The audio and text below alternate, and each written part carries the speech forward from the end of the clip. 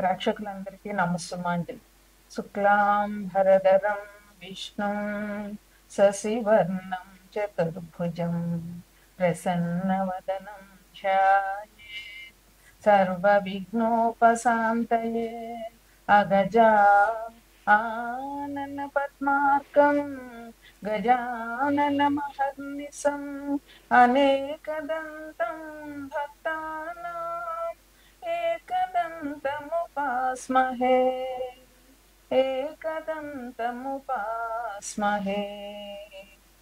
ह्रीङ्कारासनगर्भितां नलशिखां सौं क्लीं कलां बिभ्रतीं सौवर्णाम्बरधारिणीं वरसुधा दौतां त्रिनेत्रोज्ज्वलां वन्दे पुस्तक पाशमङ्कुशधरां प्रभूषितामुज्ज्वलां त्वां गौरीं त्रिपुरां परात्परकलां श्रीचक्रसंहारिणी।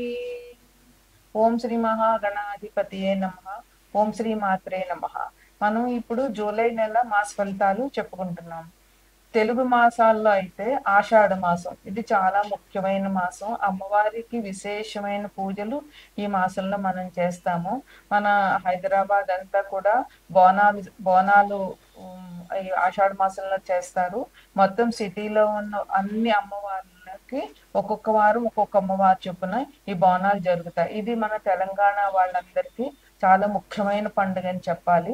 ఈ నెలంతా కూడా విశిష్టమైనటువంటి అమ్మవారి పూజలు మన హైదరాబాద్ మొత్తం జరుగుతూ ఉంటాయి.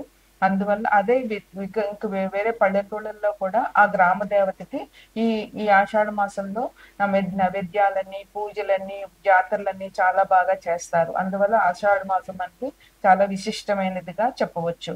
ఈ జూలై నెలలో ఇది ఎప్పుడు మొదలు పడుతుందంటే జూన్ 25 అమావాస్య అవుతుంది. జూన్ 26 నుంచి మనకి ఆషాఢ మాసం మొదలవుతుంది. అది మళ్ళీ జూలై 25 వరకు ఉంటుంది.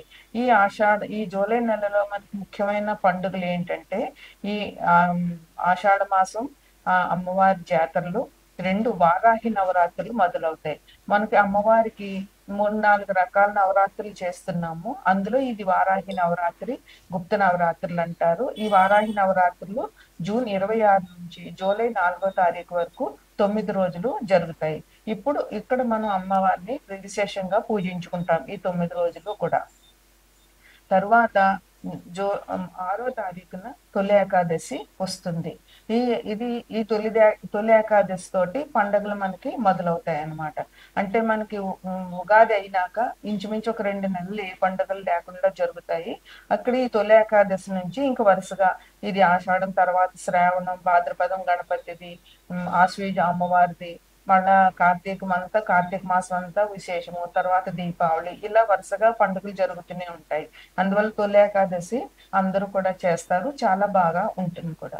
ఈ 9వ తారీఖుని గురుమూఢ్యం, లాస్ట్ మంత్ 10వ తారీఖున మొదలైంది, జూన్ 10న మొదలైంది. ఇప్పుడు జూలై 9 తోటి గురుమూఢ్యం త్యాగం అయిపోతుంది. అంటే 10వ తారీఖు నుంచి ముహూర్తాలు ఉంటాయి, శుభకార్యాలు చేసుకోవచ్చు అన్నమాట. తర్వాత 10వ తారీఖుని ఆషాఢ పౌర్ణిమ, ఇది విశేషమైనటువంటి పౌర్ణిమ. ఈ రోజు గురు పూజ చాలా బాగా చేస్తారు. గురు పూజోత్సవం అని కూడా అంటారు ఈ ఆషాఢ పౌర్ణమిని. తర్వాత బోనాలు మనకి 26/6 నుంచి మనకి 24/7వ తారీఖు వరకు, అంటే ఇంచుమించుగా ఒక నెల అంతా ఈ బోనాలు జరుగుతాయి. తర్వాత 25/7 నుంచి 25 జూలై నెలలోనే మనకి శ్రావణ మాసం కూడా ప్రారంభం అవుతుంది. 25/7 నుంచి శ్రావణ మాసం ప్రారంభం.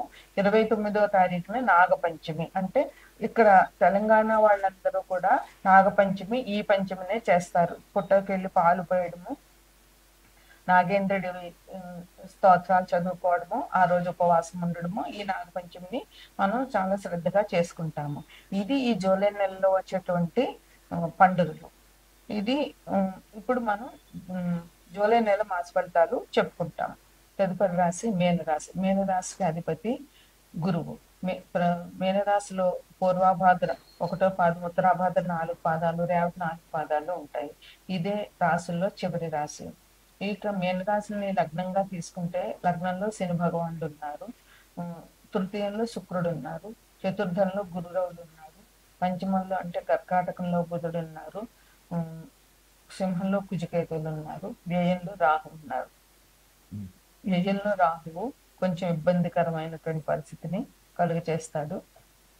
శని భగవానుడు లగ్నంలోనే ఉన్నారు కనుక మీకు ఏలినాటి కూడా జరుగుతూ ఉన్నారు కనుక మీరు ఈ మాసం అంతా ఈ సంవత్సరం అంతా కూడా శని భగవాన్ని విశేషంగా పూజించడం చాలా ముఖ్యం. రాహు వ్యయంలో ఉన్నారు కనుక మిమ్మల్ని మాటలతో బురుడి కొట్టించి ఖర్చులు పెట్టించేటటువంటి జనాలు మీ దగ్గరకు వస్తారు. అందువల్ల మీరు ఎవరి మాటలకి పడిపోకుండా వాళ్ళు అంతగా చూపించి మిమ్మల్ని మిమ్మల్ని ఇది చేసేటటువంటి మోహంలో దించేటటువంటి ప్రయత్నాలు చేస్తారు. అందువల్ల మీరు వాస్తవాల్ని ఆలోచించుకుని జాగ్రత్తగా ఖర్చు పెట్టుకోవడం చాలా మంచిది. లేదంటే రాహు మన ఖర్చు మన చేయి జారిపోయేదాకా మనకు ఆ మోహాన్ని వదల్చడు. అప్పుడు చూసుకుంటే మన చేతులు కాలేక ఆకలి పట్టుకునే చందల్లా ఉంటుంది. అందువల్ల ఖర్చుల విషయంలో జాగ్రత్తగా ఉండండి. ఇక శని భగవాన్ లగ్నంలోనే ఉన్నారు కనుక ఆయన అనుగ్రహం పొందాలి అని అంటే ముఖ్యమైనటువంటిది శివాభిషేకం. ప్రతి శనివారం శివాభిషేకం చేయండి. మీరు చేయలేకపోతే ఇంట్లో చేయలేకపోతే గుళ్ళో చేయించండి.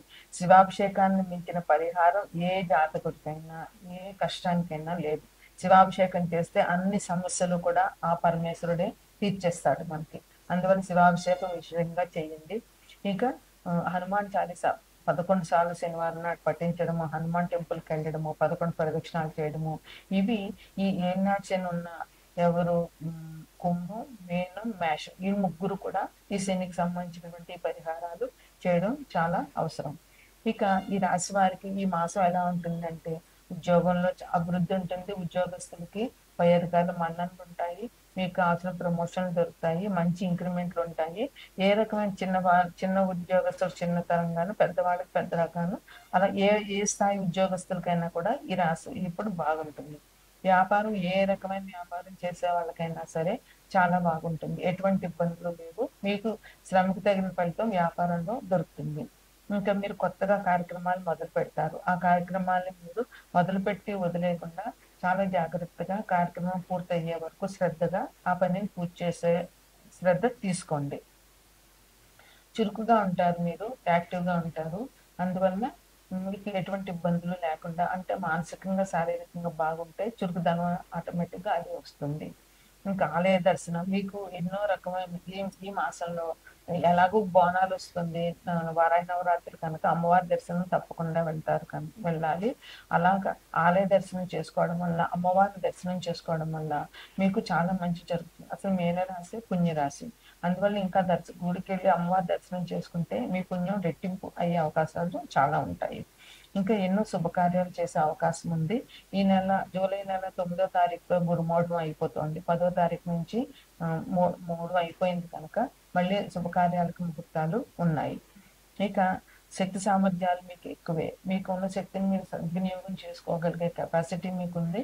మీరు ఏ పనైనా ఎంతో సామర్థ్యంతో చేయగలను అనే దృఢ సంకల్పం కూడా మీకు ఉంటుంది కనుక మీ శక్తి సామర్థ్యాలు మీరు ఉపయోగించుకుని మీరు ఏ పనైనా చక్కగా చేయగలుగుతారు. అయితే వారాహి నవరాత్రులు జూన్ 26 నుంచి జూలై 4వ తారీఖు వరకు ఉన్నాయి. ఈ వారాహి నవరాత్రులు అమ్మవారిని వారాహి అవతారంతో పూజిస్తాము. ఈవిడ లలితాదేవి సర్వసైన్యాధ్యక్షురాలు. అందువల్ల వారాహి నవరాత్రులు ఇంట్లో వంశపారపర్యంగా చేసే వాళ్ళకి పర్వాలేదు. ఒకవేళ అలా చెయ్యని ఆనవాయితీ లేని వాళ్ళు కనీసం 9 రోజులు అమ్మవారిని అష్టోత్తరంతో కానీ సహస్రంతో కానీ పూజించడం వల్ల మీకు చాలా మంచి జరుగుతుంది. అమ్మవారికి పాలు పండు నైవేద్యం పెట్టడము, 9 రోజులు అమ్మవారి గుడికి వెళ్ళి దర్శనం చేసుకోవడము మీకు చాలా ముఖ్యమైనటువంటి పని. అది చేయడం వల్ల మీకు మంచి జరుగుతుంది. అట్లాగే అమ్మవారి బోనాలు ఈ నెలంతా అమ్మవారి బోనాలు జరుగుతాయి కనుక ఒక్కొక్క వారం ఒక్కొక్క ప్రదేశంలో బోనాలు జరుగుతాయి. ఇది తెలంగాణ వాడికి ఉన్నటువంటి ప్రత్యేకమైన పండుగ. ఇది కూడా అమ్మవారి పూజ కనుక అందువల్ల ఆషాఢ మాసం అంతా మనం అమ్మవారి ఆరాధనలో గడిపితే చాలా మంచి జరుగుతుంది. అన్ని రాసుల వారికి, అన్ని నక్షత్రాల వారికి అమ్మవారి పూజ చేయడం విశేషమైన పరిహారంగా చెప్పవచ్చు.